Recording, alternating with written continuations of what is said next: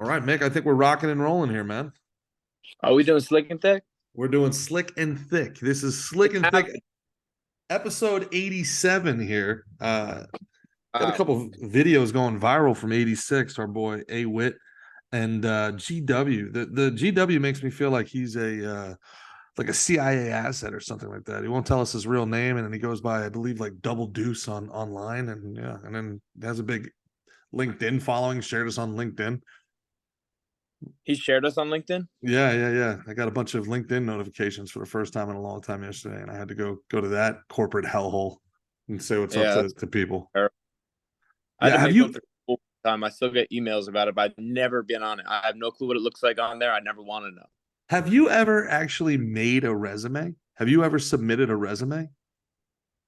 Never Hell no. once in your life. You've never made a resume. Wait, actually, I might have when I was like I don't know. I don't think so. I don't think so. You've never made a resume. Wow. Talking about a resume? A resume, a CV. Wow, that's pretty wild, man. That's actually like Yeah, that's a pretty big flex to be able to say that you've made it into your 30s without having to submit a resume. I'm never gonna submit a resume in my life. I'm gonna make it into my 60s. You're never going to I feel submit a resume in your life. yeah, Is that like a life goal now? Is that a plan? yeah, it's definitely a plan. It's happening. It wasn't a plan, but it's the reality of the situation, bud. It's just real life shit, dog. You know what I'm saying? Dude, I can tell you, I've submitted shit, thousands of resumes. Making a resume, man, it is the single hardest, worst thing ever. Like for people that are out of work, dude, the worst thing in the world is how much work these places make you do just to apply for a job, and then you never get an email back. It's ridiculous. Like Yeah. it's multiple hour long processes for some of these companies to apply for a job, and then maybe you get an email back like 6 weeks, 8 weeks later. It's remarkable. Yeah. It's unreal. Especially like in the entertainment industry, they'll make you fill out a profile that has all of your information on it to just sign up for their system. And then after you take that half hour to do that, then they'll let you apply for the job, which then makes you fill out everything you just filled out all the way over again. And you're like, I don't even want this job anymore. I think I'd rather just be broke. Our fans should know how hard we work to make this happen today. Yeah. This is The technology headaches that I've gone through for this. And you know me, I'm not very technological at all. yeah. Me get trying, bro, I jumped through some hoops today.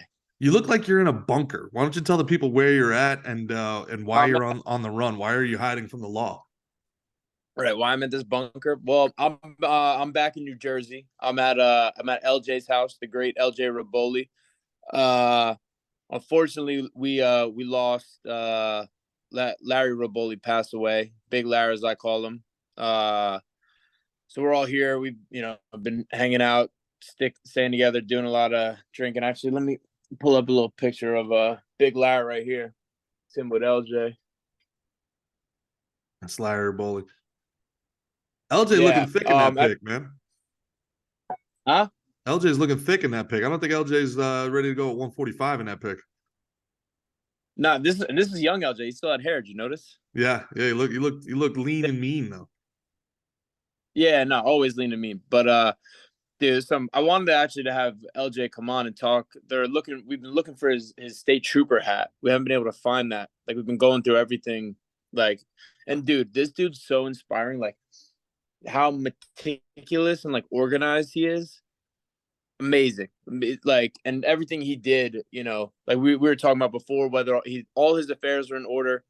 He's making, I mean, he's done all the steps to make sure what his intentions were for LJ. LJ's getting everything that he, wanted to give to him. You know what I'm saying? Wow. Yeah. So he did it. He did a good job from that point, from having the will. I think you told me 70% of people die without a will. Yeah, without some sort of will or testament. And then half of their earnings immediately go to the government. Yeah, half that immediately goes to government. So if you're one of Gerard's people and they're trying to stay on government make sure you have a will to, you know what I mean? You want to stick it to them. Yeah, look, it's But a tough topic to talk about, but like that's what being a man and being the head of a household is really about. Like, it's a hard thing to sit there and, visualize your own mortality and come to terms with the fact that you are going to die at some point. But anybody who's listening to this that's ever lost anybody close to them and had to be a part of that end of life process, it's unbelievably difficult. Not just in the grieving, like you're going through this thing emotionally, you're going through the hardest thing you have to deal with, but the amount of like paperwork and bureaucracy and the decisions that you have to make are so difficult. And if you can do what you're saying Larry did and have this kind of done for your loved ones, I mean, that's like one of the greatest gifts you can give them during this process, so that they know exactly what it is you wanted and how you wanted it done. yeah, so for the listeners, LJ Raboli, I can't even really I don't call him my best friend. He's my brother. And it's actually been confusing for me telling people, hey, my brother's dad died. You know what I mean? I've been but I if I say my best friend's dad died, it doesn't quite feel right. You know what I mean? Mm-hmm. It's just not what it. And Larry, I was very, very close to Larry. He's like more than like an uncle to me. You know what I mean? Like he gave me a room in this house. He's like, Mickey, this is your room. This is your room.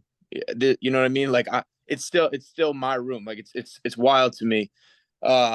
We have so many great stories about him too. He's such an interesting guy. He's a power lifter, baseball player, bodybuilder, like super strong dude. Tried out for two baseball teams. Apparently he's a really good hitter. Some great stories. Now, one thing about him is he was very humble. I used to LJ be like, go go talk. Like we'd be trying to get stories out of him.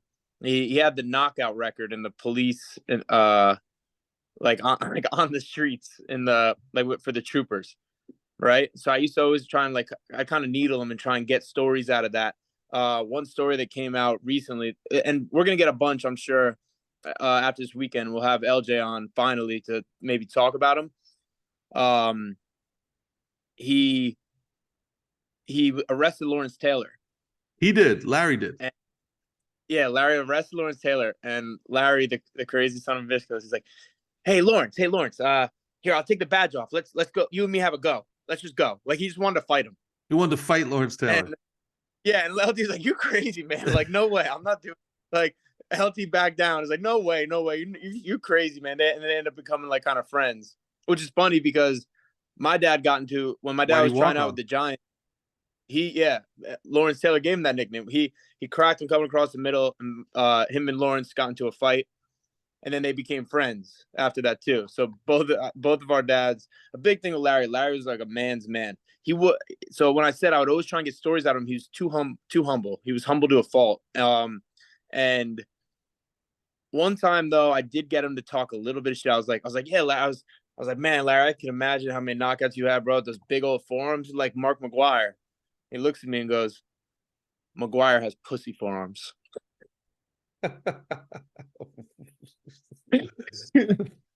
He's like, McGuire's got pussy forearms. No, like, don't be comparing me to him. You know what I hilarious. mean? No, and also no, he didn't. That was no, I didn't. No, he didn't. But just laugh peace. There's like what he went through with the heart attacks and stuff. He probably he was induced in a coma, and he probably wasn't going to be able to. I didn't think we were going to be able to talk to him again. He had like 25 minutes of no oxygen to his brain. But this weekend, he came back, and he was talking to LJ, recognized LJ. They were able to talk and like have a real kind of like make peace with everything. Like, you know what I mean? I know that's brought LJ a lot of peace, the conversations they're able to have. And me, I feel very blessed because on Monday, he asked for me. Big Larry, he asked for me. Shit. Sorry. I can't decline this. I'm trying to touch screen a computer here with my hand that I need a mouse for. I'm sorry. I told you I'm a little retarded. But what was I saying? That LJ's dad had reached out to you. Yeah, so LJ puts the phone, the FaceTime, and goes, "Who's that?" And he's like not recognizing everyone. He goes, "It's like Mick." And he like we had that moment where we were able to like talk, and you know, I was so hopeful. I was like, wow, he's getting better. Like I was nervous. I was never gonna be able to talk to him again. I got to talk to him, and later that night, he had another heart attack in the hospital and Oh passed. boy. Um, and then yeah, I found that out Monday night. On Tuesday, I was back in Jersey. So yeah, I'm here. I got two more quick stories I want to tell about Larry. So after my fight in Madison Square Garden, they're all out in the city, and it's a big group of them walking, and these guys start following them, start following the group, and Uncle Henny turns to Larry and goes, "We got company." He goes, "Company? What company?" Stops, turns, takes a few steps forward, turns, sees these guys following him, takes like two more steps forward, and then turns around and goes, starts chasing them like a gorilla. They all run away. What were they following him for? Do you have any idea? Probably rob him. Really? Probably gonna group. Yeah, but he's like, company. What company? Oh, and he's an and when I say he's an animal, there's another story. It was at a someone was bothering his wife at the stores, like talking shit, like a lady who worked at a supermarket. So she tells Larry about it. Larry the next day goes back there and he starts going, "Roof, roof, roof, roof." Lady never he just become an animal, literally. He turns into a gorilla dog. It's just his techniques, man. Yeah, I like it. I think I'm gonna steal that. Gorilla dog. Yeah, he'd become a gorilla, become a dog, and scare the people away. Yeah. But yeah, man. So the wake and all that stuff is tomorrow. Always difficult, man. Always difficult. Yeah, It's a strange thing, when you go to a wake and as an Irish guy like I am, that we revel in our, kind of macabre nature. We laugh and we drink and we smile and we sing. And sometimes, man, like that's what people, really need to heal.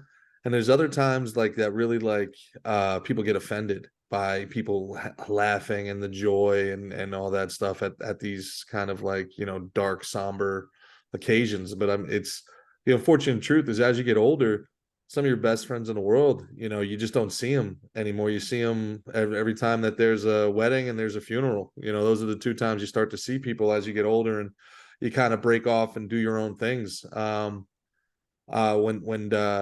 When my buddy's mom, when Jay's mom died, Gabby, very similar situation to yourself. We grew up together. She was more than a friend's mom to me. She was an aunt. She was closer right. to me than a lot of family members. And that was one of those things that happened. We saw a whole bunch of friends from high school we hadn't seen. We saw a whole bunch of people from Old Bridge that we hadn't seen in a decade. And we were all telling Gabby stories and having a blast. And I think I think and Jimmy came up and wanted to be her husband, Jay's dad, wanted to be a part of the smiling and the laughter. There's only so much sadness you can be around. And That Jimmy I met, Uncle Jimmy. yeah, Jimmy. Yeah, Jimmy. Yeah, You met Jimmy about 2 weeks after it happened. We brought Jimmy out to see Chaz. Chaz Um, Palminteri. Yeah, yeah, they had he been had a together for 40 guy. years, so it's a tough one. It's a tough one, but also at the same time, like the family needs that kind of reprieve from just nonstop sadness. They're going to be sad. I guess it's been 9 years since my Uncle Kevin died, my godfather, and my dad's brother, and just frankly, he's never been the same. It's just it leaves such a hole in you. Yeah, yeah. But That's sad. I mean, it's now for a kid like LJ, what kills me is now he's a young kid and then he's lost both parents. So it's a very, very devastating thing, and he's lucky that so many of you guys care so much for him, and it's a reflection on the person that he is that you guys would fly from across the country to make sure that you were with him in this difficult time. Yeah, no, there's no question. And that was even something like Kim said to me. She's like, well, where does your heart want to be? And I was like, with LJ. And she's like, where does your mind want to be? I was like, with LJ. And she's like, then we need to go right now. You know what I mean? Like, when your heart and mind were aligned, and like, there's nowhere in the world I'd rather be than here with them right now. Who is this Kim of which you speak? I've never heard you say a woman's name on this podcast before. Castles, yeah. So that's my wife. But Yeah. Wow. It's podcast official, huh? Yeah. Yeah. But yeah, man, we've been doing a lot of drinking. Definitely a lot of breaking into the good stuff. I had a belly full of Johnny Walker Blue. Oh boy. Yeah, Larry's got like 4 or 5 bottles of it. I think we've gone through like 2 of them. Good thing you Me and Ali smuggled and in like, all that green powder to help you stay awake. yeah, everybody's been loving that too. Yeah, no I shit. might Yeah, have, it's totally not addicting. Totally. yeah, yeah, definitely not. Everyone loves it though. It's like, yeah, I got focused. I don't know. Yeah, you're gonna Uh, love this thing. It comes from Bombay. the coca plant. You're gonna love it. Yeah, it's great. It's great stuff. Oh, I believe it. Yeah. But yeah, man, it's I forgot what I was gonna say. Yeah. So in your story, I thought someone was gonna get mad at you guys for laughing at the Yeah, so I kind of decided it. Somebody did. I kind of decided not to go deeper into it while I was telling it because it's not really my place. But yeah, and that there's people that feel like it's disrespectful, but you don't mean any disrespect. You're feeling sad, they're feeling sad. So I think like a human. Some people want like silence and wear black and like extreme reverence, and that's but other people cope differently. Like you said, drink, laugh, tell stories. I know when I go, I want like karaoke over my body. Like, you know what I'm saying? Like everybody get up and tell your favorite story about me. You know what I mean? One thing that I've changed significantly in my life, and I feel like my life has gotten better for it, is I really want to be of service to people, man. And like the last couple years after I had my rock bottom, which we've talked about, and talking about my narcissism and all these other things that helped fuel me as an athlete. If I'm being honest, that kind of pride was really necessary, but also I wasn't a good guy. And I really had to do like that retrospective moment. Like, and when you're faced with like legit death and like you're like, God damn, huh? like Scrooge, Ebenezer Scrooge. Yeah, like Ebenezer, like yeah, like a morbidly obese Ebenezer Scrooge. Yes, like if Ebenezer Scrooge was played by Chris Farley after a weekend in Mexico. Yeah, Um, I would just. exactly. But dude, honestly, and I'm not trying to make this about me. I'm just trying to connect. It's you think about yourself and you think about yourself laying in that coffin, and not that it would matter because you're dead, but you do think about how am I going to be remembered? You know what I mean? And like, what are people going to say? And then you really kind of figure like we've grown past that age where dying stupidly is sexy. That Uh, 27 club, you know what I'm saying? Where it was like, he was a wild one. That dude was a real one. This is a shame. He had so much potential. Yeah, if I'd have died at my age, it would have been like, man, what fucking went wrong here? Like, you know what I'm saying? Like, what like, happened here? Yeah, what a waste. And then you but start to realize, man, like when you do live for yourself, when you don't live for others, and that doesn't mean like you need to be a monk or you need to be a hippie, but you do want to be of service, right? Like your idea behind, all right, like why do we want to do something that makes a lot of money? Well, so I can buy cars and do all this shit. Yeah, but also because I want to be able to support my people. I want to be able to create good jobs. Like, you know what I'm saying? Like your mindset just changes a little bit from what do I get out of this to what can I give from this? And your life really does kind of blossom a little bit. yeah. And Um, that kind of comes from I, a dark place, unfortunately. I liked what you said about you said like you want to be of service, and it actually reminds me of something we talked about on Canceled Weekly. That's just a good clip that I think I'd like to share it whenever that episode comes out. We Yeah, talk about Sagar's holding me up for more money. So I don't know how many we got to have a conversation with old Sagar before more Canceled Weekly stuff comes. yeah, give him a kick in the ass. Yeah. You know, It's so but funny too, man, and just that we'll come back to this in a second. But when there's a little bit of blood, all the wolves come about. You know what I mean? Everybody, all of a sudden, everybody has yeah, it takes an opportunity to renegotiate all at the same time. Very interesting. It's one of those things again in life. You're like, this is very interesting. I'll make a note of all of this. yeah. Everybody wants to renegotiate all at the same time. Very strange. But as you were saying, yeah. thing with that was we were watching that Shia LaBeouf clip where he talks about like I used to just want to, just about being happy, but now I realize like about being useful. You Oh, remember? from the John Bernthal, the interview with John Yeah, it was Bernthal. Shia LaBeouf, Yeah, maybe. that whole podcast was really, really fascinating. The point is though, is like I think you can get a lot of happiness in being useful. You know what I mean? In being Mhm. of service to people, in being, helping other people in whatever capacity that is. You can get a lot of like happiness. I think the answer is both. I know my father, for an example, he's that guy. He's happiest when he's doing stuff for other people. Mhm. Um, and I also, if I was to die, I I know people would have good things to say at my funeral. So you know what I mean? Like I never really, I guess I never really considered that, but I know just because I'm a good guy, like just the way I've, always been, like you know, and at the same time, dude, I hope it'd be like we want it to be like a party, right? Mhm. You want, like you said, doing karaoke over your body. Uh, yeah, we'll make sure it's a party because I know you're gonna die before me. Uh, and I hope I'm here thinking of stories, but I'm sure the best stories are gonna still yet to come. Sure. Um, but I think it's important. Because I know, I don't know if I ever talked about this. I know my grandfather, he didn't want to have like a funeral or any of that shit because he was like, those things are always sad. I don't want to be sad. Mhm. Uh, Very and expensive too. I don't think people realize how much it costs. It's a lot of money, man.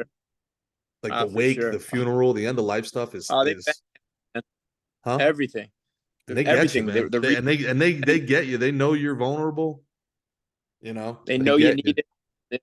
But anyway, my grandfather, he didn't want to have like a funeral or a wake or any of that stuff. And because of that, it took me, I can say for sure, a lot longer to get over his passing because it wasn't that cathartic process you're processing the loss and you're like, what I mean, you're going through it. Like I remember at one of my uncles, uh, they're playing music in the church, and I remember me and my dad were just crying, crying, crying, crying, crying. And I'm not good at crying. Like I stuff my emotions a little bit. Um, but that was like one of the most cathartic things I ever felt in my life. You know what I mean? So I think the funeral isn't for so much for the or For the wake, deceased. whatever the Yeah. service. It's for the deceased. It's for us still Mhm. here. You know what I mean? That's interesting. To So you honor them, you felt also like to you didn't have process. closure? Yeah, absolutely. It didn't. It just kind of lingered more. Mm. You know, it wasn't like I had that like that big. You know, we really like process. Like I remember my first grandpa. Like I remember, like I was like a kid, and I remember I was like crying, and you know what I mean, and they had the wake and the funeral and all that stuff, and it was it was better for that. Yeah. You know, Yeah, it's very interesting um, you say that. Andy Siraki, who you never met, unfortunately, a great guy, passed away tragically a year ago last week. mm, And Jeff Fromer, our buddy, gave the most powerful eulogy I've ever heard. I mean, he had people laughing, he had people crying, and a year well, later, a bunch of people were talking in a group chat about how his eulogy really helped kind of put a bow on the whole situation, make them feel better about it, help them process their thoughts on it. And say what you want about the ills of religion, and you guys have, if you've been listening to this, like I think you've heard me rail on it enough, and like collectivism and tribalism and all that stuff. But there's a reason it exists, and there's a reason why we come together as people in these very trying times, and we look for leadership in these trying times, because people have these emotions and they have these thoughts, and it's a lot to process.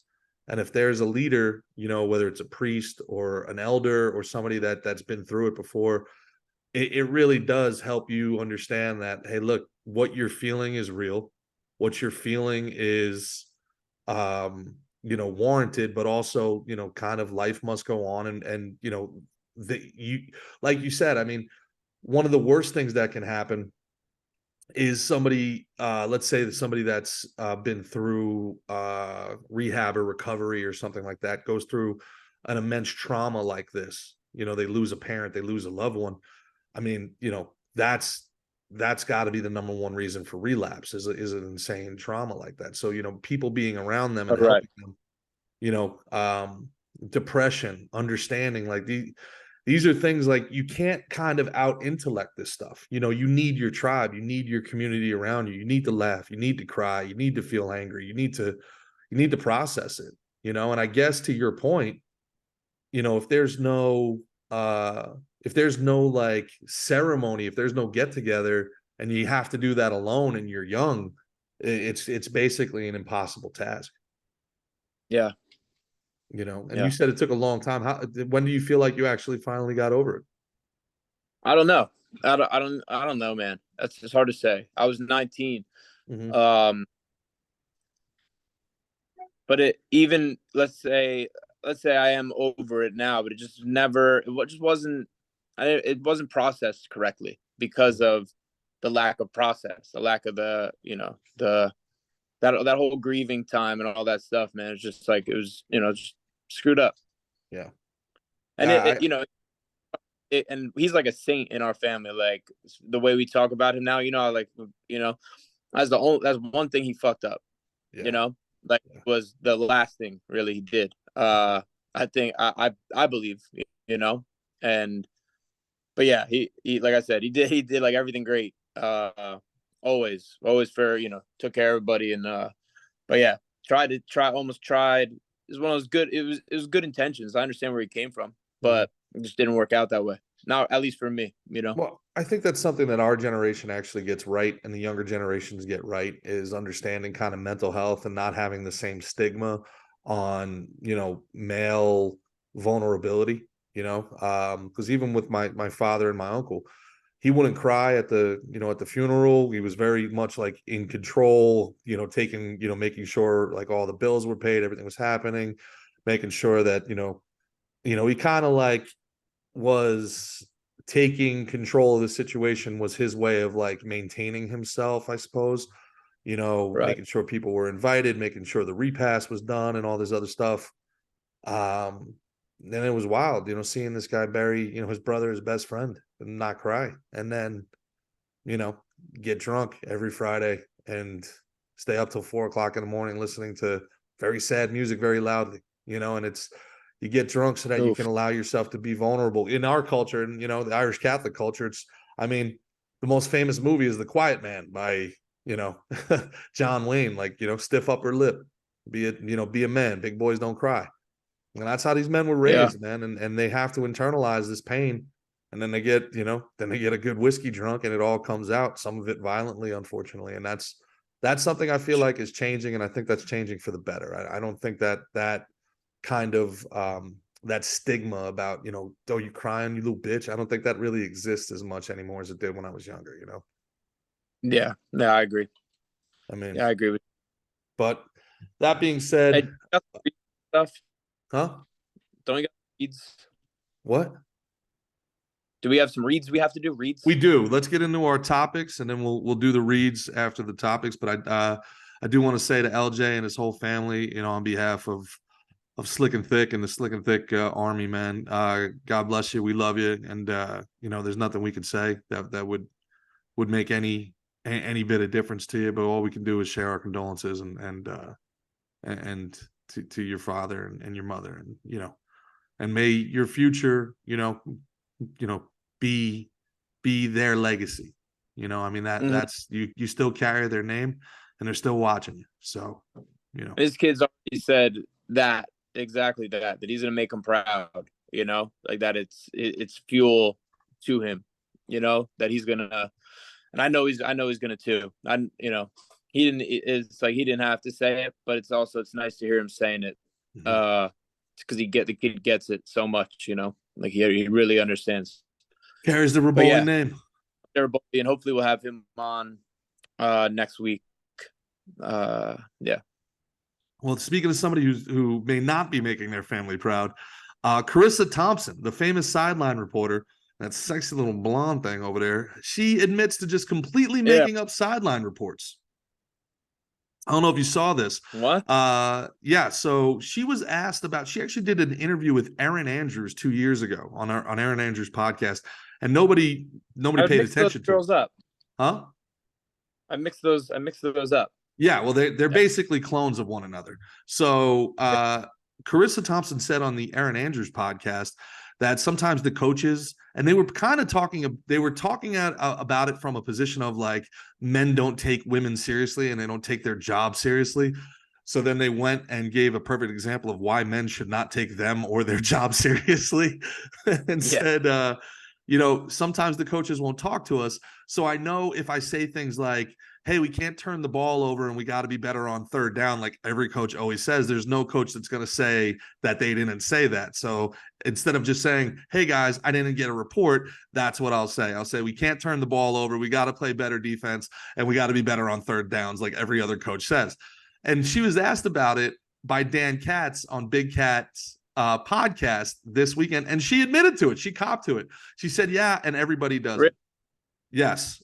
Awful announcing reports. Now, this has gotten everybody that's in the sideline reporting community up in arms, talking about, I don't do that. She doesn't speak for everybody.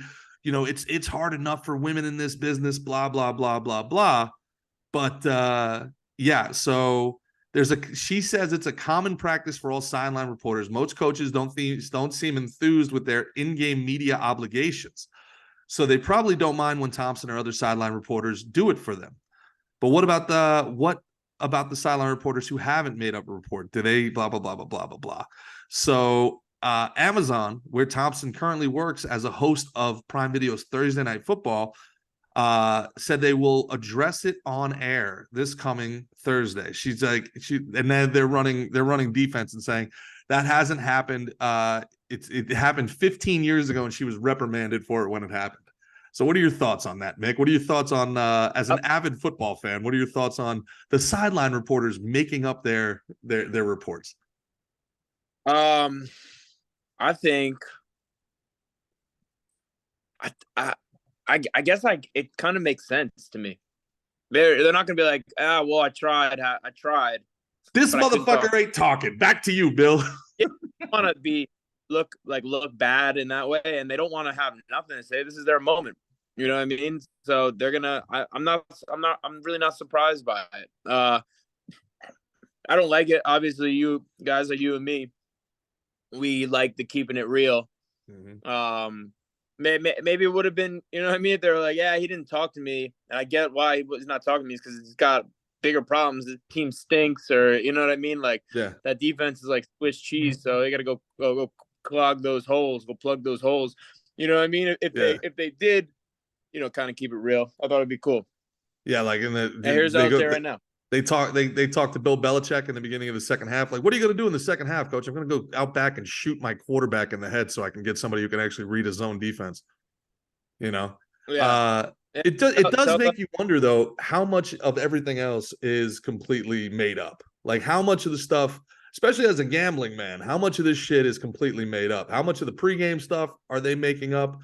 And also, why don't we just get rid of these sideline reporters completely? Just mic up the players, and I'll do pay-per-view to mic up the players. I want to, you can't have it both ways, guys. You can't give us just a little nibble. You can't give us a little nibble of trying to get these guys to say something that you think we want to hear when they've all been coached on how to talk without saying anything, right? They don't want to give anything away. I think it's a great idea there should be a package where all the players and all the sports are mic'd up, and you can watch that, but it be very expensive. Oh, right. Yeah. Like go ahead, make it worth your while. Make it worth your while. Make it $100, $200 a game. But then when the Yankees Red Sox on, you're buying that program. 100%. Yeah, I want the full dugout package. Let me hear the chirps. Let me hear let me hear Kevin Millar trying to chirp Derek Jeter about having herpes. 100%. I want it all. I want it, but I don't know if you saw what happened with Portnoy. He's going to sue the NFL because Joe Burrow apparently had a thumb injury before this game that didn't get on the injury report. And obviously, as you saw, Joe Burrow didn't make it out of the first half. And that's a big one. If you're going to do gambling, huh? Done for the season. Yeah, the wrist, right? Joe Burrow. Yeah. Yeah, done. Tore ligaments. Oh, toward the ligaments in the wrist. Yeah, That's brutal, done. man. Done for the Brutal. year. Brutal. Portnoy Yeah, says he lost and he was just 100,000 on figuring it that game out. last night. No shit. 100 grand. He's gonna actually sue. Who knows if he does or he doesn't? He's just So if I just lost because 100 grand on a guy getting injured, I'd be pretty pissy too. sure. So Interesting. it got me thinking, man, about sports media. Why don't we have sideline reporters in between fights, like in between the rounds? I would love to hear a fighter coming out of the first round have to talk for 30 seconds to a sideline reporter. What'd you think about that round, Bill? Well, I got punched in the head a lot, and I really don't want to talk right now. But imagine what Sean Strickland would have to say in between rounds. What do you think? Do a little hot mic on fighters in between the rounds.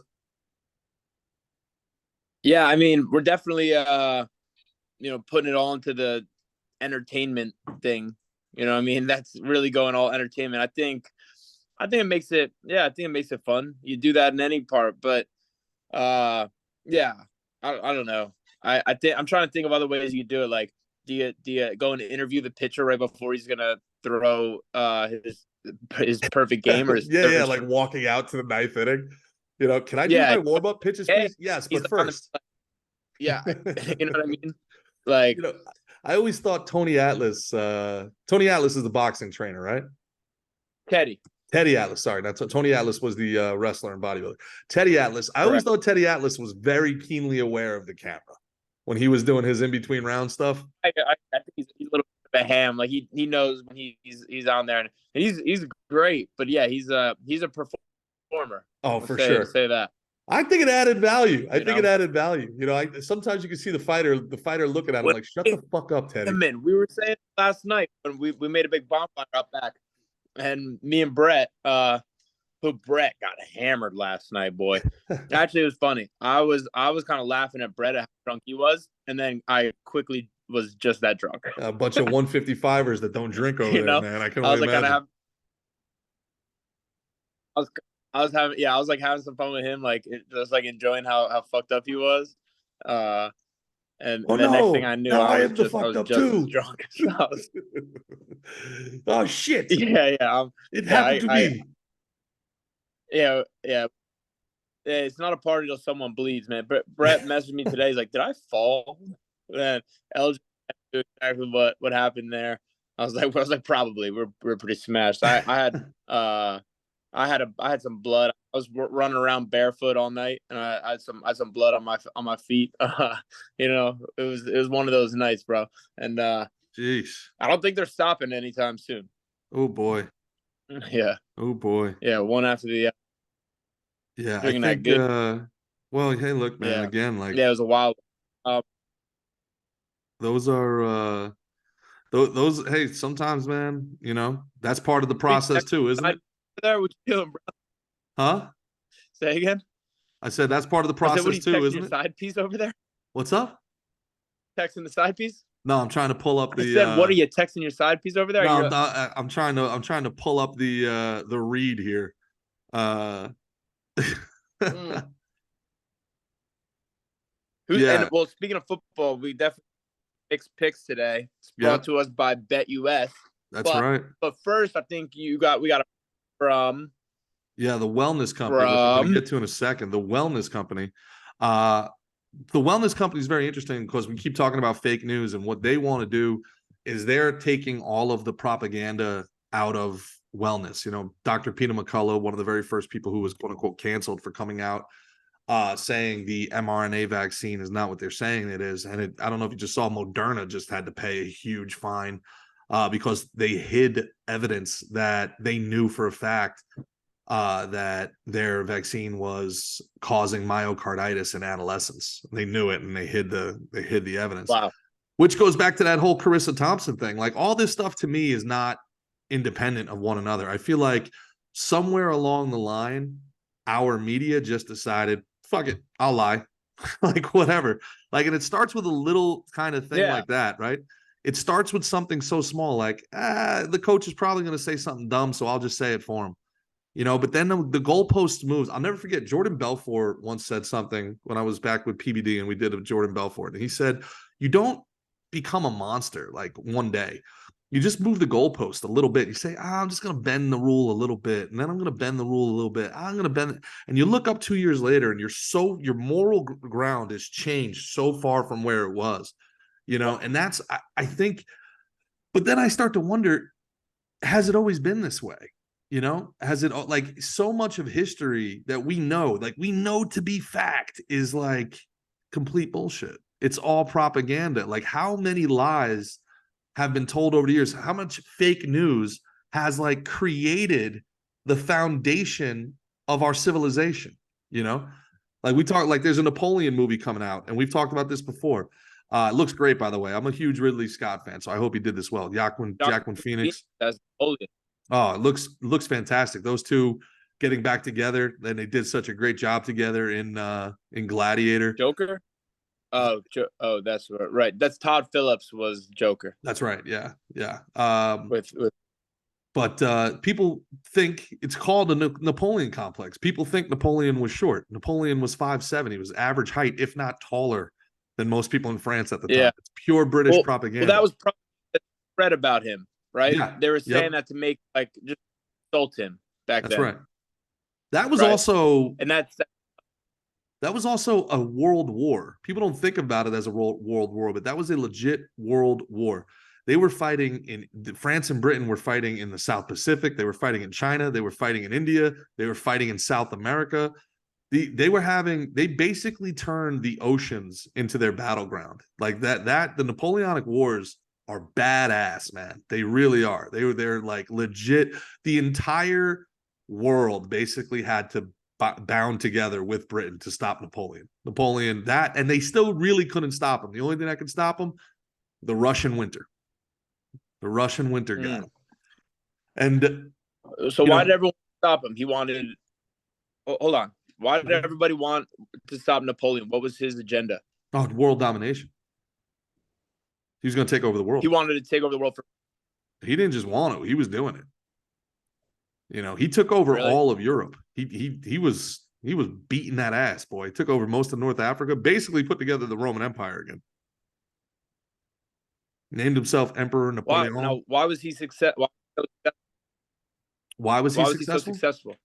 Well, he was a propaganda genius, and he was kind of the father of the Blitzkrieg. He was the father of Lightning War. He in a time where everybody was like lining up on the fields, and he was a big guy with cannons, artillery, blast people, great with cavalry. And he didn't want to get into like these pitched battles. These ideas of like siege warfare and like, I'll wait you out, I'll starve your people. No, he wanted to get in, create havoc, burn shit to the ground, and get out. So you've ever seen the in Egypt, the what's it called? What's the thing called where it's like half a lion and then a face? Sphinx? The Sphinx. So you've seen like it has no nose and shit like that? Yeah. That's Napoleon's soldiers using it as target practice. Really? Yeah, same thing in like a lot of Italian and Greek, like the Parthenon, like there are bullet holes on this stuff. The Napoleon soldiers were like just vandalizing it essentially. They were like, fuck your shit. Your shit's old, bitch. Really? Yeah. Whoa. Yeah. That's wild. Yeah, and it's so funny because we think of the French as a bunch of pussies in today's day and age, and they were not. So it was just he had the French were the most powerful at that time. Well, yeah. So there was resource. It was a time of empire. What year is this? What year is this? 80s, 1800s. This is, this is like early 20th or early 19th century. I'm sorry, because it had to be it had early 19th century, early 1800s. So because I want to say it's around 1813, 1814 without looking it up, because Britain was kicking the shit out of us in 1812, the War of 1812. And they basically had to abandon reconquering America because Napoleon was taking all their colonies in Africa. And yeah, so like basically at that point, there was four European over the course of about 200 years, there was four European empires, Belgium maybe the fifth, that the age of imperialism started, and they were all just trying to carve up the new world. They were trying to carve up Africa. You know, it was the new gold rush, and a lot of it was Right. slavery, a lot of it was tobacco, sugar. There was all this money to be made by going down to Africa and literally planting your flag and being like, nope, this is ours now. And you had like, you know, Belgium, you had France, you had Italy, although I think all Italy got was Somalia, and they didn't really do much with it. You had the Netherlands. Germany didn't exist, so you had Austro-Hungarian Empire and Prussia trying to get in on all this shit. So it's pretty wild, man. You know, the Habsburgs and all this shit. It's pretty amazing time in history, to be honest with you. So when he finally, like when he met his end, was he like banished to like some sort of Yeah, he was island or exiled. something? So he did it twice. He escaped from Elba and tried to retake over shit. Um, you know, back in the day, like there were elites, and there was like rules of war where, like, you know, we would engage in warfare, but you know, we're not going to kill an aristocrat. How dare we? No, well, he has to give up his throne, and then he'll Escaped live out his days control. in shame in Elba, you know. He escaped and took control of France. Again, yes. And then His people were and like violently, passionately loyal to him, because you got to remember, yeah, he took over France after the French Revolution and the Jacobins, and like, you know what they called that time? La Madame Guillotine. There were so many people being beheaded that they named it was the time of the guillotine. You know, and that's after the monarch was right. deposed. Kind of the first communist revolution, actually, the Jacobins, kind of the first communist Now, revolution. how did Napoleon die? Napoleon, I don't know. I don't know. I can look it up. I always feel He he lost the died at second time in 51. Waterloo. Huh? He died at the age of 51, which isn't that old, you No. know. So you wonder if it Was was. it I don't suicide? imagine. Did he commit suicide?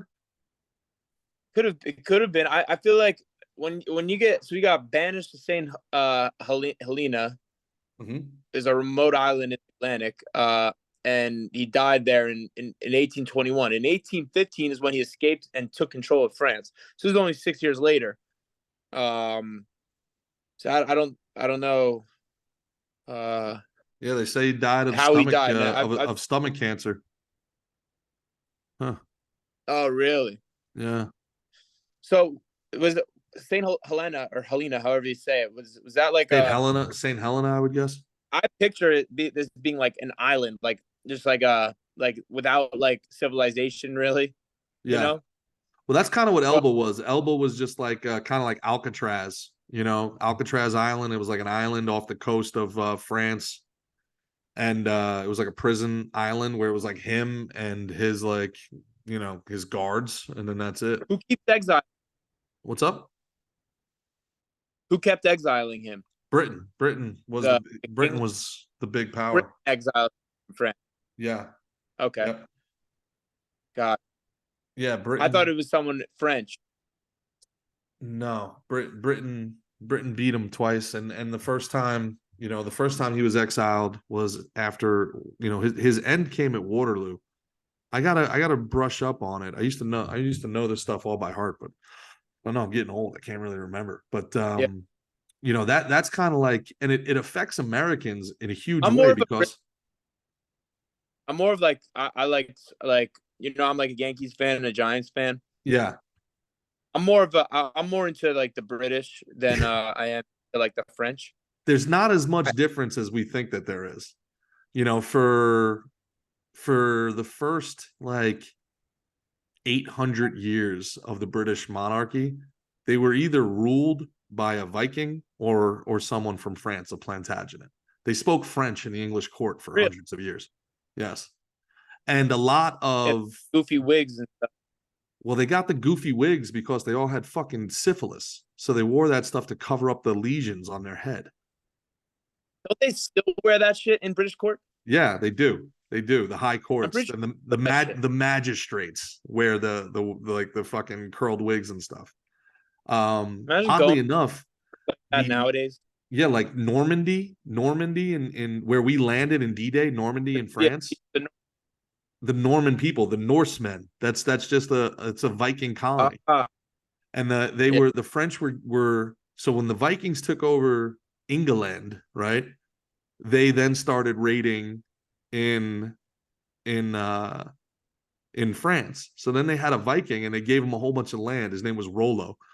And they were like, they actually, I believe the name of the shit, I don't want to get this wrong, but I believe the name of the king was like Charles the Coward, is what his people called him. And they were like, here's the deal. We're gonna give you like basically all of North France if you just defend the coast from your people. And you know, Wow. he was like the grandson of Charlemagne. His people were like, this is horrible. We can defend France. You're the grandson of Charlemagne. He's like, but I am retired.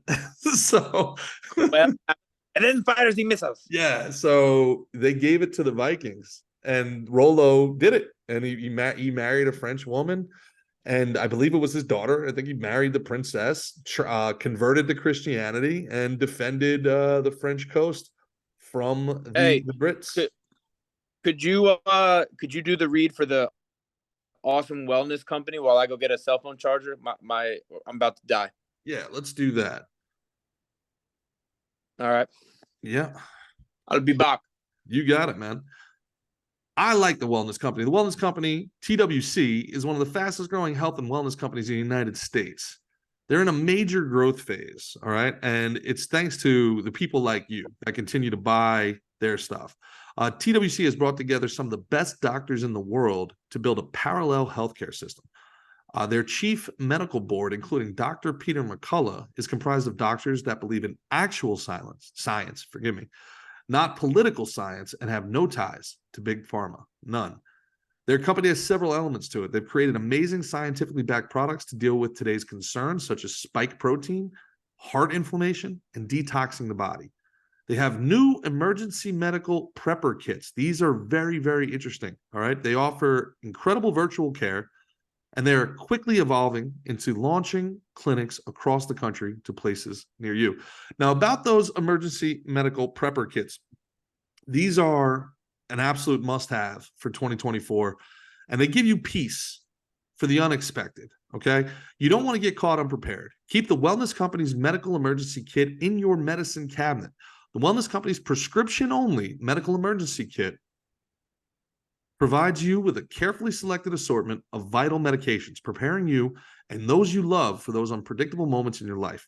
The kit ensures access to proven treatments like ivermectin, forgive me, arming you with the confidence in the face of unforeseen medical emergencies. After completing your order, you'll fill out a short intake form that their doctors will use to approve your suitability for the prescription kit. Each kit is purposefully designed as an emergency supply tailored for one adult. Since this is a prescription product, as a purchaser, you agree that the purchase of multiple kits is only intended for the person placing that order. Buy now and follow the instructions at checkout to receive your prescription medical emergency kit from The Wellness Company. That's The Wellness Company at TWC.HEALTH. So I like one The thing I Wellness love Company. about the wellness, What's up? one thing I really like about them, one thing I really like about the wellness company is the supplements they have. Like the digestive enzymes. Dude, people don't know this, but I eat more than Gerard. People probably wouldn't Significantly really more. believe that, but that's true. So I eat significantly more. I probably work out significantly more, but not as much. It's a sliding You know what I scale. mean? Yeah. It's a It's sliding scale, calories in but and calories out. I I like to eat a lot of food. So if you're a gabon like me, you digestive enzymes are great because if you're putting, like if you're eating a lot of calories to support like working out, or if you just are a big fat fuck and just like to eat a bunch, you take digestive enzymes, you won't get like that stomach ache you can get after. It helps your body digest and you absorb more of the nutrients than you would without them. I take digestive enzymes almost every time I eat. I always have them on me. If I don't, I almost get like a little nervous. I'm like, shoot, I might get a stomach ache after. You know what I mean? So I I do. love digestive enzymes. They have great multivitamins and a whole bunch of other cool stuff there. Wellness companies, they're legit. The wellness company multivitamins, best multivitamins I've had since a Flintstone multivitamin as well. And I believe those digestive And enzymes they sent us were supposed to be for both of us, Mickey, for both of us. it was just, but was it just one bottle? Yes. Oh yeah, I took that fucking thing. Sorry, You use the word gavone. sorry. It's gavone. Where we grew up, everybody knows what that word means, even though it's not an English word. We know exactly what a gavone is. Somebody that eats too much is a Yeah, slob. And it's hanging like a out pig. with like a pig. And hanging out with some people that Yeah. don't Yeah. speak English as their first language recently. It was brought to my attention how much of my language is idioms. I speak in like Oh, riddles to these it's so people. true. And I think that's where we grew up. Yes, I think it's a like kind of a New York, New Jersey thing to speak in idioms. And it got me thinking like, yeah. man, where do these things come from? And how do you explain them to people where English is their second language? Oh, like the origins of them. Yes, yeah, the Yeah, origins like of the them. origins of them, because some of them are.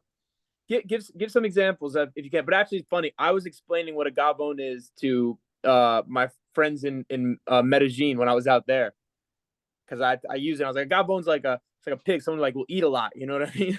Yeah, So I was exactly. so it actually works perfect with what you're saying. Yeah. So What like are some idioms like? somebody heard me on the phone and they heard me talking to you about they're really putting the screws to me. And she's like, what does that mean? They put the screws to you? Like she doesn't understand. And I'm like, oh, it means to put the screws to you. Like they're putting pressure on you. They want me to do something. And they're like, that doesn't make any sense. Put the screws to you. And then I'm like, yeah, I It guess it kind of does. doesn't Like make they're, you sense. know what I mean? They're So twisting I you. looked it It up, does and make sense. if you believe it, putting the screws to somebody goes back to it's a medieval saying. It's an old English saying. Wait. Could we guess? Could we Go guess for it. which one? Yep. Let's Yep. try and let's. All right. I think putting the screws to someone is you're torturing them to get information out of them. That's exactly right. I think you're. Is that it? That's exactly right. There was a torture device called the corkscrew, and where they would literally have you tied down and they would screw bolts into your body to make you, either My repent. favorite part of medieval times was the medieval tortures. A These lot of people, tortures. they had so many different types of torture devices. Oh, there was no Like Netflix back then. They it was had a all real day to part of their ideate. culture. Yeah, there was no Netflix. There was Huh? no social media. They had all day to ideate. They were They like, had all day to think how tank can on I new hurt a tortures. person the most? Yeah. How can I make this just most uncomfortable? People getting cooked inside things. I Oh, yeah. remember the very creatively named the breast ripper. Ah, does that rip people's breasts? It's like a pooper scooper. It's like a pooper scooper, but with prongs, and it was used to rip off ladies' breasts as a punishment How do I reach these for being a witch kids? or something. I think I got an idea. Kid, I don't want you to do something. Some of them Yeah. are called like the iron horse or some. You know what I mean? The rats. Like some of them have like names. Oh, Some of yeah. them are just straight to the point. Well, the Iron The Horse, breast that's the ripper. one. The Iron Horse is the one where they tie your hands and your feet like you're riding a horse, and they stick a like a pike up your ass, and then then as you're riding the horse, the pike Every slowly time you skewers move, you. Yeah. Vlad the Impaler would do that to people. He would, and every time you move, you'd slowly stick yourself further and further and further, Yeah. Well, impaling them. people think Yeah. Vlad the Impaler from the movies, like, What are some more idiots? yeah. So just real quick, people think Vlad the Impaler from the movies, like they'd stick the pipe like up your butt through your mouth and you die. It's way worse than that. They'd stick it up your butt and then have it come out your belly button so that you would scream and have days on that pike, and your body would slowly, the weight of your body would slowly impale you further, and people would try to pull themselves up out of it. You had hundreds of thousands of people screaming like that, and that's what we call a deterrent. That's Yeah. Hey, I think Vlad wants you to do something. I will do it. Yeah. Yeah. I do not want to be I'm impaled. gonna look up some idioms. I got a couple here, man. Cloud nine. Do you know where Cloud nine comes from? All right, He's I'm on gonna Cloud guess. nine. I think I'm gonna guess that Cloud Nine it comes from either like a story or like that. I'm guessing that it comes from like a story or maybe not like a nursery rhyme, but like some sort of like uh story where it's like Cloud Nine is just a great place Well, Cloud nine was the or heaven description or from heaven. the U.S. Weather Services. Cloud nine. They had the numbers of the different types of clouds, like cumulonimbus, stratus, whatever they are. The big fluffy white clouds were number nine, and everybody thought that was the nice cloud. It's like a mattress to sleep on. When you go to heaven, it's Cloud nine is what you go on. The one commonly cited explanation is that the expression derives from the classifications of clouds defined by the U.S. Weather Bureau in the 1950s, in which Cloud 9 is listed as the fluffy cumulonimbus type. Cumulonimbus, it's hard to say. Considered to be the most attractive of all cloud formations. There's a story, like you said, that the first dictionary to cite this idiom was the favored Cloud 7 version in 1960, following the definition was first printed in the Dictionary of American Slang. Cloud 7, completely happy, perfectly satisfied, in a euphoric state. So Cloud 9 was originally known as Cloud 7, and it's not that old. It's only from the 50s and 60s. No shit. How about that? Some other ones, man. How about this one? Take them under your wing. So that's like obviously taking someone under your wing is it's like you put someone under your arm and you help them out. Maybe you could show them the ropes or you could like kind of show them the ropes is an idiom. You just used an idiom to describe an idiom. Yes. All right. So there you go. Perfect. We'll have to do that one next. But yeah. Maybe almost like you're like an angel to them. You're gonna help them out. So you put them under your wing. That's my guess. Yeah. Your guess is probably right. It goes back again to the earliest of 16th century Middle English, and it's either about a mama bird taking the baby under the wing or about an angel, covering somebody like a mama bird and covering them. But as we know, that's not really what it means. It means to mentor somebody, right? Like to take them under your wing. First it derived as something probably of safety, but now it means like, grooming them for, leadership or bringing them into the company, taking them under your wing. It's kind of evolved into something that it originally wasn't. And show them the ropes, though. Show them the ropes is much newer. Show them the ropes comes from late. I feel like it was from what? You're forgetting that I'm let's see if you can get it. Let's see if you can get it. I don't think it's right. I think my pugilist nature is going to make me say something about boxing, like okay, ropes it's not in like a boxing ring. So show someone the ropes comes from late 19th century, early 20th century immigration, where a lot of the immigrants first came to America. One of the good jobs they can get, one of the best jobs they can get, was working on the docks. And when you got to the docks, people, they were speaking different languages. You had somebody who was Polish, you had somebody who was Italian, you had somebody who was Spanish. So somebody who had been working on the docks had to literally show them the ropes. This rope ties down the ship. This rope is for the anchor. This rope is a pulley to get stuff out. So as they walked along the docks, they had to literally show them the ropes. And that's where the phrase comes from. The phrase comes from basically telling somebody what to do or how to do it.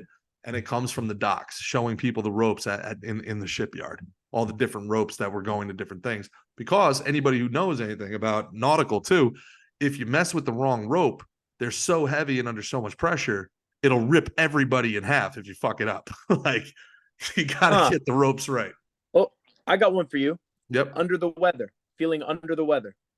Under the weather. If I had to guess, it's that your temperature is less than the temperature outside. Is that like, so you're running a great guess? That's a great guess. Couldn't think of a better guess, but that's not it. Speaking of nautical, this is one's nautical in nature. So when a sailor was feeling ill, he would go beneath the bow Um, so like under the front part of the boat, which would hopefully protect him from the adverse conditions, as he was literally under the weather. So the weather that could make sicken him further, he'd be under it and away from it. Really Yeah, interesting. good one, right? Interesting. So, how about that? So, you know where my All right, two here's cents one. comes from? Oh, good. Ooh, no, you go first. My 2 cents. Put My my two 2 cents in. cents. I almost want to say I'm thinking a penny for your thoughts. That's which is Uh-huh. another idiom. Well, they're connected.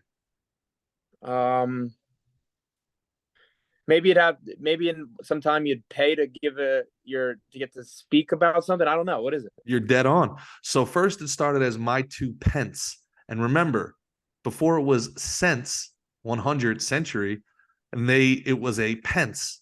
And this is where we get penny from. 100 pence to a British pound. So when we wanted to Ah, separate ourselves from the Brits, we no longer called it pence, we called it cents. So you may remember the band Sixpence None the Richer, right? But if you were at a bar, there used to be a rule, and I'm sure you've heard this rule: no religion, no politics, right? So you'd put a pence down, which would basically buy a round for the table to say my thoughts, a penny for my thoughts. And then if I wanted to disagree ah, with you, here's my 2 cents. I had to double the pennies. So basically, oh, everybody at the bar, you had to basically buy everybody at the bar around for them to hear what you had to say. That was the Twitter of the day. I So was a gonna say penny that for should your still thoughts. apply sometimes. Yeah, I would be broke. I'd be dead broke. I'd have to buy so much True. grog for everybody at the bar. More mead, more mead. More Yeah, mead, and here's more me. More of my exactly. thoughts. Yeah. So these fucking Um, communists in the British government, am I right, guys? So so a penny for your thoughts and my 2 cents are connected, and they come from that kind of bar culture, that tavern culture. Remember, there was no TV back in the day, there was no radio, there was no social media. This is where people went for their interactions. So some people wanted to talk about this stuff, other people didn't, and this was the treaty that they came up with. Is like, all right, I'll hear your bullshit, but you're buying me 3 rounds of beer. So it's a penny for your thoughts and my 2 cents, my rebuttal. all right. I got a few more. Let's do a few more of these. How about beat around the bush? A beat around the bush. I don't know. I don't know. What is it? What does beating around the bush mean? Beating around the bush means we're not. Look, we got to talk about something, but I don't know really how to get to it. Maybe Yeah, it's you're avoiding the topic or the point. yeah, you're avoiding it out of, you're trying to like avoid the conflict it'll bring. All right, so this is thought to originate in Britain. While hunting birds, they would have to beat bushes in order to draw out the birds. Therefore, they're beating around the bush before getting to the main point of the hunt, which is actually capturing the birds. Oh, interesting. So they Interesting. had to do something that wasn't exactly the point. You know what I mean? Yeah, and for people that Um, missed us on the Anthony Cumia show, we talked about what where you didn't have a pot to piss in, and then what piss poor meant and a pot to piss in. You remember what those all were? right, so go ahead and I remember. You go ahead So and for say it. people that don't know, if you were piss poor, it goes back to the Great Depression and the Dust Bowl days, where people were so poor and there was so little work that, I guess that there weren't like today, you'd be donating blood and semen. I guess that didn't exist back then. So the best you can do was sell your urine to the tanneries, that needed the uric acid for, curing the leather. So they would literally fill up their jugs with piss, bring it to the tanneries, and try to sell their piss. And that was known as being piss poor. And the only thing worse than being piss poor was if you were so broke, you literally didn't have a bucket, you didn't have a pot to piss in. So if you You were didn't have a if you pot. were broke, you were piss poor. And if you were broker than piss poor, you didn't have a pot to piss in. And that's where those expressions come from. Huh. Let's see if I got one more for you. You got any more for me? Yeah. So interestingly enough, our friend Luz Vasquez was telling me that they don't cut ties in Argentina. They cut laces. So you don't cut ties with somebody, you cut laces with them. So I thought that was interesting how that changes across languages there. You don't, in Spanish, you don't cut ties, you cut laces. And Interesting. Yeah. I like that one. Here's one. Mm-hmm. This kind of goes back to our Napoleon thing. Um, turn a blind eye, Turn a blind eye. Turn a blind eye. Well, turn the other cheek is which is biblical. to Turn the other cheek refuse goes all the way back to the knowledge of Bible. a known truth. Huh? Right? So turn Correct. a blind eye. Yeah, turn the other cheek. That's difficult. Yep. So turn a blind eye. So like you said, for people that don't know, that means that you know something wrong is happening, but you refuse to acknowledge it. I don't know. What's it come from? Exactly. So it says the commonly accepted turning a blind eye comes from a comment made by British Admiral Horatio Nelson. In 1981, he led an attack against Admiral Sir Hyde Parker in the Battle of Copenhagen. 1781, right? Not Nelson was 1981? blind in 1801. 1801. Okay. 1801. So apparently Nelson was blind in one eye, and Huh. Parker communicated to Nelson at one point via flags that he needed to retreat and disengage. Nelson, however, was convinced that he could prevail if they pushed forward. Nelson then, holding the telescope to his blind eye, pretended not to see the signal. So he used his blind eye trying to see. So he purposely didn't see the signal. Cheeky bastard. Cheeky. This was fun. Yeah, I like idioms. I like and idioms. There's so many of them that we speak with, and we don't realize, like, we're speaking in idioms all the time until you go to another country or like somebody that English is their second language, and they're like, "What the hell are you even talking about? Like, what does that mean?" You're like, "Yeah, we put the screws to them." What do you mean? And somebody's like, Dude, you know what I've been dying to do? Hmm. Know what I've missed, bro? Let me tell you. Making my Mick's picks. Yo, it's been a long, long, long time for Mick's picks. And not only is it Mick's picks, but now it's very We've had some special. exciting stuff going on. Now it's very special, Mick's picks, because Mick's picks are now brought to you by BetUS.com. BetUS.com, if you use the code ST125, this is the best deal you folks have ever heard, ever and ever. We're doing this podcast today via Zoom, which we hate Zoom. We're doing this for you specifically so that you get this deal. ST125, betus.com. You're going to get not 25%, not 50%, not 75%, Mick, not 100%. You're going to get 125% of your deposit to play with. You understand what that means, Mick? Which means if you give $100, yes, they're going to give you $125. That's right. You're going to get on top of that. So if you deposit 100, you now have $225. Correct. Up to $1,000. You're not allowed to deposit more than $1,000. See, I immediately was like, so $1,000 though. So if you deposit $1,000, you're going to get $2,250 to play with. $2,250. Now, if you follow Mick's picks, now we're not legally allowed to say you're going to make money because that would be crazy. But the dude's shooting over 70% on the year for UFC. So you could turn that 2,250 into some pretty good Scarol. Not an idiom, but another one of those anamorphisms where we take a word from a different language and make it into American. Scarol, escarole, money, green. So for $1,000, if you go to betus.com, use code ST. I got a question. 25. I'm sorry. You said if you go to betus.com, betus.com, and use code ST125, you're going to get 125% of your deposit to play with. So you can go. Are they idiots over at BetUS? Are they trying to go broke? I guess. Are they trying to go broke? They're giving away that much. So if you put $1,000 in, yep, you now have $2,250. That's right. Or 100. What? $2,250. Yep. That you can turn into whatever you want. Go turn that into 10 G's. Go turn that into 20 G's.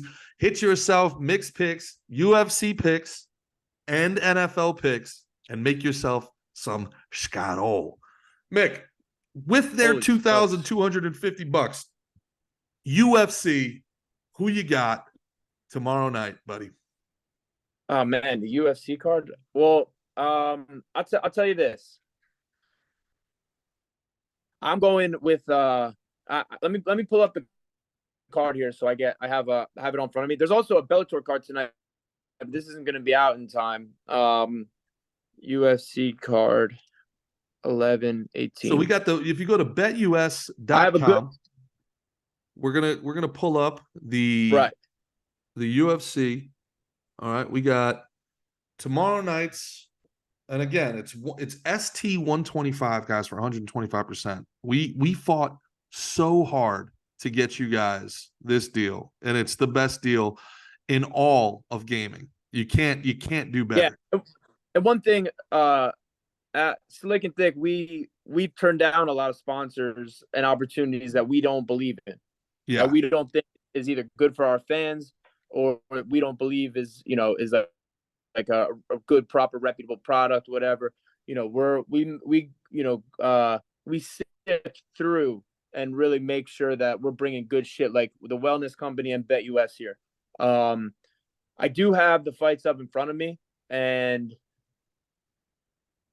here we go. I'm going right to the main event, bro. Go for it. I'm going right to the main event. I'm giving one pick only for this weekend. I'm going with my boy Brendan Allen, who's the main event, fighting Paul Craig, who's coming down in weight. This is his second fight at middleweight.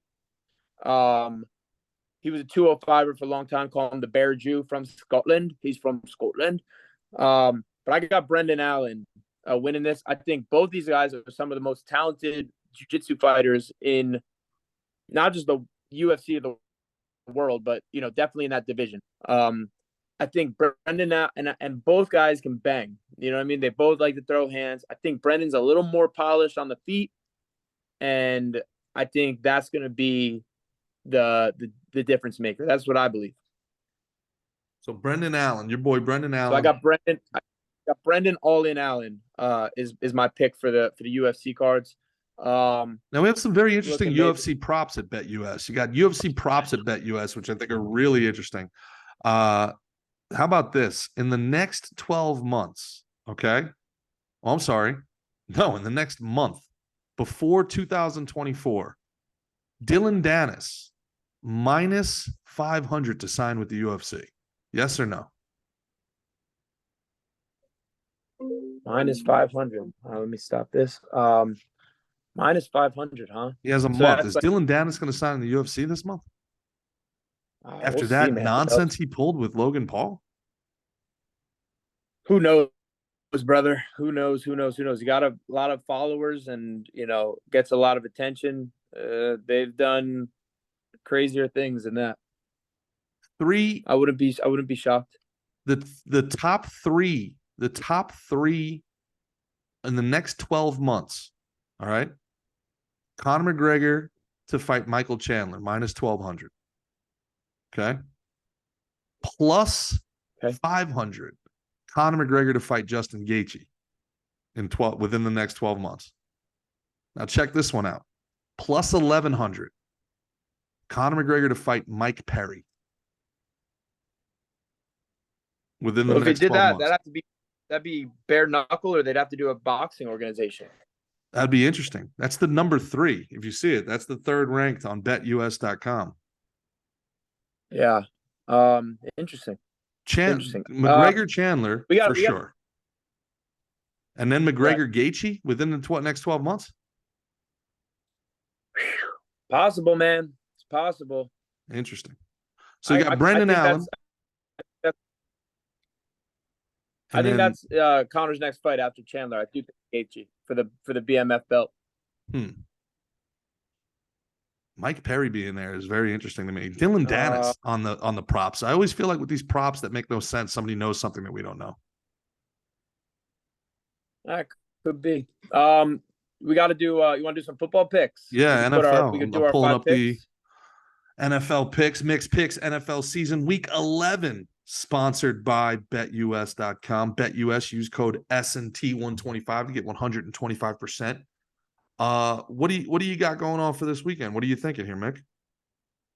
All right, so let's see. So we got Browns and the Steelers. Mm-hmm. It looks like the Steelers are a -1.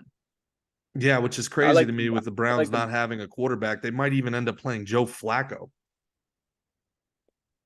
Really? Yeah. Watson's out for the year now. I mean, this year has been nuts for quarterback play. So many quarterback injuries, bro, Yeah. which makes you really respect what Eli Manning and Brett Favre did in their days, never missing a start. That's right. Absolutely. So you got the Pittsburgh Steelers. Actually, right now, as of right now, on BetUS.com, Pittsburgh is getting 1 point. To me, that's the Steelers all day. Mike Tomlin continues to make chicken salad out of chicken shit down there. They've got an unbelievable defense. I tell you, the over-under on this game, you're not going to believe what the over-under is. It's 33 points in the NFL, 33 points, and I still might take the under in that game. For people that don't know over-under, what that means is that a game that's 14, or it's got to be 24-10 to hit that over. I don't see a team getting 24 in that game. So the under-over is the combined scores of the team to be over a certain amount of points. So if it's a 10-10 game, it's the number is 20. Two of the best defenses in the league. Right. So if it's 10-13, it's 23. That's right. Two of the best defenses in the league. The over-under is 33. I'm taking the under, and I'm taking Pittsburgh +1. What do you say, Mick? I was kind of thinking. I was thinking maybe the Browns there. But I did forget about that they're very quarterbackless, which is tough. Yeah, I guess I'm actually swinging back to the Steelers here. Both great defense games. Steelers +1, both great defenses. I feel better about the under than I feel about either or. It's basically a pick 'em at +1, -1. Free money if you feel good about one of them. Another 1 o'clock game. You've got Arizona Cardinals with Kyler Murray back, getting 6 points from the Houston Texans, and runaway rookie of the year, CJ Stroud, might even be in the MVP conversation. Wow. Yeah, the Cardinals are you got see I have different lines here. So I'll just go. You're on the BetUS line? BetUS. These are the BetUS lines. These are subject to change. We're filming this on Friday. These are obviously subject to change by Sunday. But yeah, Cardinals are +6 right now. Kyler Murray coming back, that could add some scoring to the game. High scoring game, over unders 48. So they're expecting some fireworks. CJ Stroud, number 2 in the NFL in passing yards. Number 1 in the NFL is Houston's Howell. How crazy is that? Wow. Damn Howell. Wow, that's really wild. All right. I am. Oh, this is hard. This is hard, G. This is why they come. I guess I gotta go. This is why they pay you the big bucks, Mick. That's right. Man, I guess I gotta go with the Texans. Houston Texans +6. To me, it's a no-brainer. Houston Texans -6. To me, the harder one's the over/under. I'm gonna take the over. I think this is gonna be a shootout. I'm taking over 48, and I'm taking Houston -6. Houston's feeling himself. D'Amico Ryan's an unbelievable linebacker in his day. Has this team playing playing football the right way. CJ Stroud is playing confident football. I like the Texans. The Cardinals, Kyler Murray still played well last week, and they lost. The Cardinals are a mess. I'm going with Houston. Next up, you got Los Angeles Chargers coming kind of east to Green Bay Packers. Los Angeles Chargers are favored in this game by 3 points. It's -3 for the Chargers. Over under 44. The Chargers, Mick, I don't know what's going on. They've got so much talent. They've got an incredibly talented defense with Khalil Mack, Bosa, one of the best safeties in the game, and Derwin James. They've got Justin Herbert, an incredible quarterback. They've got Eckler slowly putting together, quietly, I should say, putting together a Hall of Fame career, and yet they keep losing. So what do you make out of the Chargers? And the Packers are playing incredibly well, great running back, solid defense, but Jordan Love is up and down. They haven't played well, but they keep winning. Yeah, I got a feeling I got the Chargers here. I think the Chargers, they're due.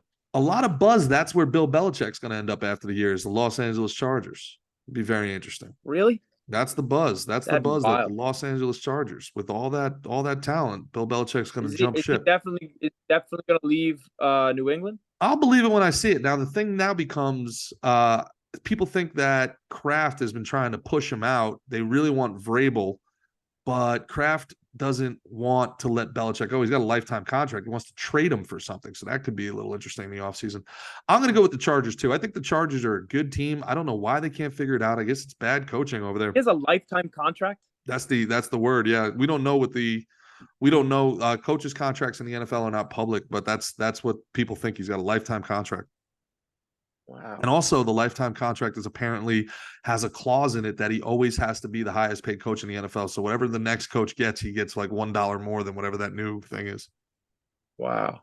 1:00 game. How about this? The Washington Commanders are giving 9 points to the New York Giants. The New York Giants, who beat the Commanders earlier in the season, are +9, running out old Danny DeVito's nephew, I guess we'll call him. Old Tommy DeVito. Is that actually nephew? No, not at all. He lives at home with his folks, huh? Yeah. I don't the over-under is 37.5. The New York Giants have not scored 20. The New York Giants have scored over 20 points in one game this year. I can't see this game hitting the over, and I can't see 9 for a bad Commanders team. Doesn't make sense. But can you trust the Washington Commanders to win by 10 against anybody, even though the Giants are that bad? Yeah, this is a game I would avoid. I do think the Giants are going to lose. They're going to lose by 10 points. I'm not sure. They definitely could. They've shown they can. Mm-hmm. It's a tough one. I think you might tease this one. You take this, you tease it down 3 points for the Giants. Make it -6. Take Washington -6, and I take those 3 points, and I feel pretty confident about Pittsburgh, and I would make Pittsburgh +4. I feel confident Pittsburgh going to beat Cleveland with a backup quarterback, backup running back, and I would consider teasing that one, folks. Because look, we all agree Washington's going to win, but are they going to win by 9? That's the thing. They got to win by 10 for you to get your money. Yep. Tough, man. Yeah, I don't like it. Chicago Bears. I don't think that's when you bet. Chicago Bears +8. Detroit Lions -8. Detroit Lions, one of the best teams in the league this year, playing well for Dan Campbell. Over under 48. Looks like Justin Fields is going to return to the lineup for the Bears. Don't know if that's a good thing or a bad thing. I'm sorry for the. I got. I think you go with the Lions here. I think the Lions should win this game by double digits.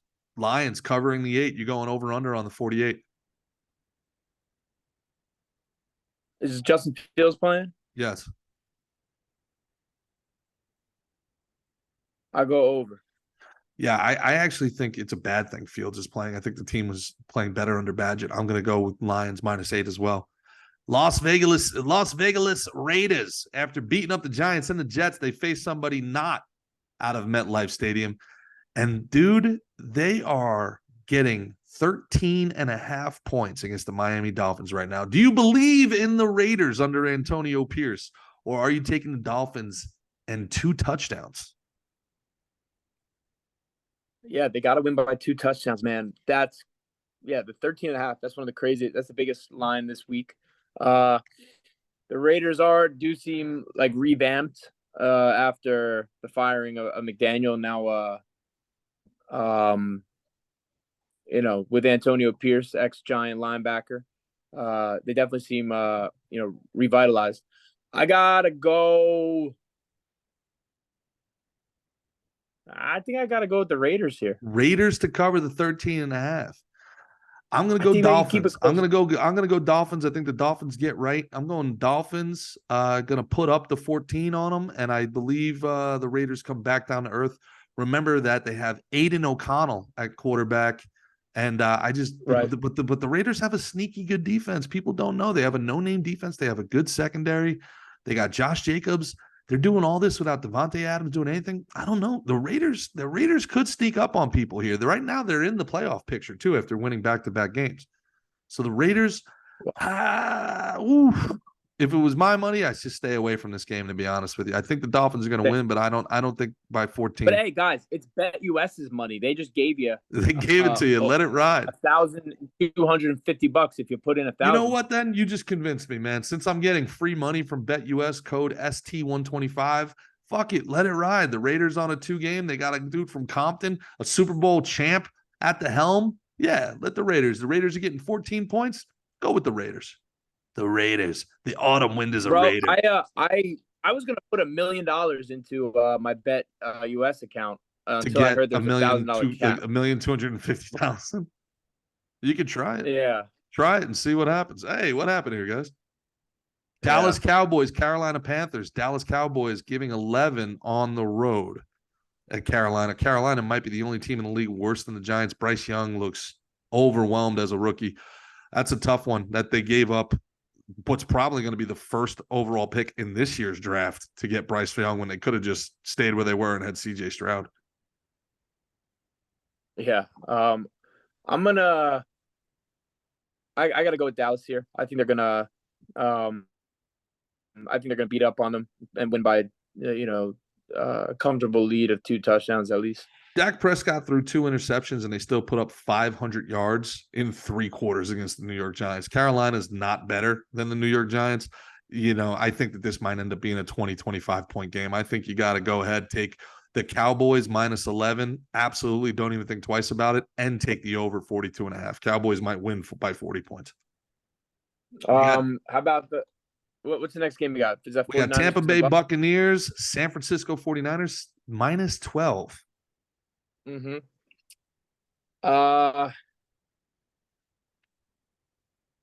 Bucks are coming across the country. Been hit and miss a little this year. Bucks have been hit and miss. Bucks are not as bad as people think they are. And the Niners are amazing, but they lost 3 in a row before they had that great win this weekend.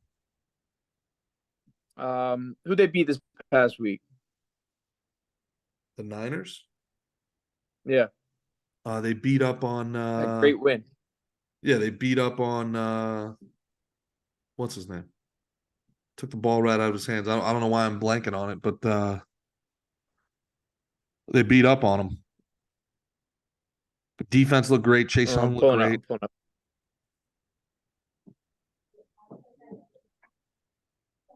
Here we go. So yeah, they lost to Cincinnati, Minnesota, and Cleveland, and then beat the crap out of the Jaguars. Jaguars, that's who it was. I called that, by the way, on Drinking Bros. I called that. That was an upset. I called it. 34-3 they beat. Yeah, so you got San Fran over Tampa Bay, but by 12. Yeah. What do you think? They're going to cover the 12? I got San Fran. I don't think they cover the 12. I think I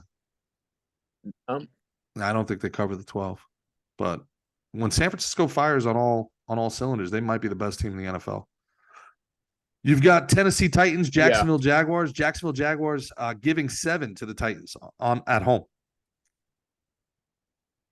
Will Levis now at the helm, suddenly exciting Tennessee Titans offense, throwing the ball to D-Hop. Yeah, I think the Jaguars are going to have a bounce back game. I think the Titans, again, it's another hit and miss team, but they're strong. Vrabel as a coach. He's a good leader of men. I'm going with the Jaguars for a bounce back week. They're going to want to put a beating on someone the way they got the beating put on them last week. I think the Jaguars are good, but nobody talks about it enough. Lawrence has not been good this year. He's inconsistent. I think Vrabel is too good of a defensive coach.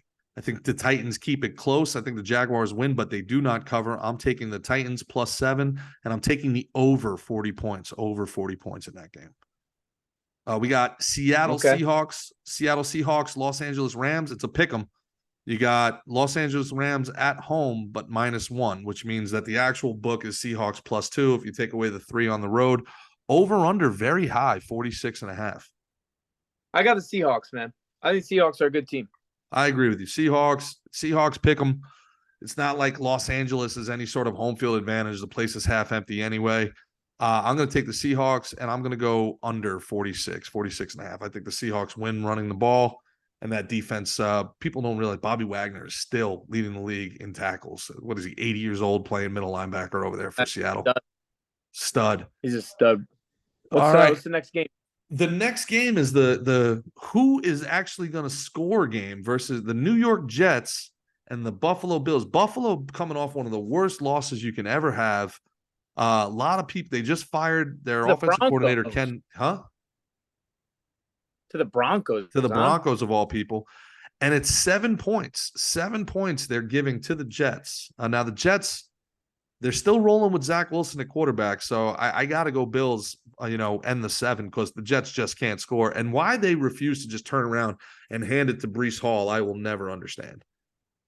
Yeah, my fantasy team doesn't understand that either. And I'm going with the Bills here as well. Over under 39.5. I wouldn't be surprised if that game's an under. Trayvon and Stephon Diggs causing some trouble in that locker room over at Buffalo. If Buffalo loses this game, Trayvon and Stephon? Yeah, Trayvon Diggs with tweeting out some stuff about get him out of there to his brother, causing some stirs in the Buffalo locker room. Doesn't think his brother is utilized properly. And here we go, the Overachiever Bowl. Denver Broncos, Minnesota Vikings, Minnesota going to Denver for the Sunday night game. Denver all of a sudden competing in the West. Sean Payton coaching his ass off. Slowly but surely, Russell Wilson, 18 touchdowns, only 3 picks. They are giving 2.5 to the Minnesota Vikings. The Josh Dobbs Minnesota Vikings. I like Dobbs. I like the Vikings. I got the Vikings. You've been on the Vikings all year. You've been on the Vikings since you saw Kirk Cousins having the 1,200 square foot house in that Netflix thing. I'm going to go with the Broncos at home. I'm going to keep riding the Broncos. Another quarterback down. What's up? Another quarterback down for the year. All right. We got another head-to-head there, me and you, as I'm going with the Broncos -2.5 at home. That team's starting to gel. Sean Payton is starting to get those guys playing Payton football. Josh Dobbs is a nice story, but at some point he's going to remember he's Josh Dobbs. Yeah, he's a fucking beast. And our Monday night game. He has Monday night game. He has that. Hey, he's got the alopecia, bro. He doesn't have eyebrows or hair. Yep. Makes him very aerodynamic when he's playing quarterback. So I like Dobbs. And he's a rocket scientist too. So he'll definitely Monday use night code. Game, best game of the week. Yeah, he's going to be he's a rocket scientist, so he's definitely going to use code S&T 125 to get 125% of his first deposit. And now we got the game of the week, maybe the game of the year, a Super Bowl rematch, and maybe a Super Bowl preview. Philadelphia Eagles going to Kansas City. Kansas City Chiefs are giving 2.5 points, so it's basically a pick 'em in this game with the home team giving less than 3. Kansas City Chiefs -2.5, Philadelphia Eagles +2.5, over under 45. Talk about it, Mick.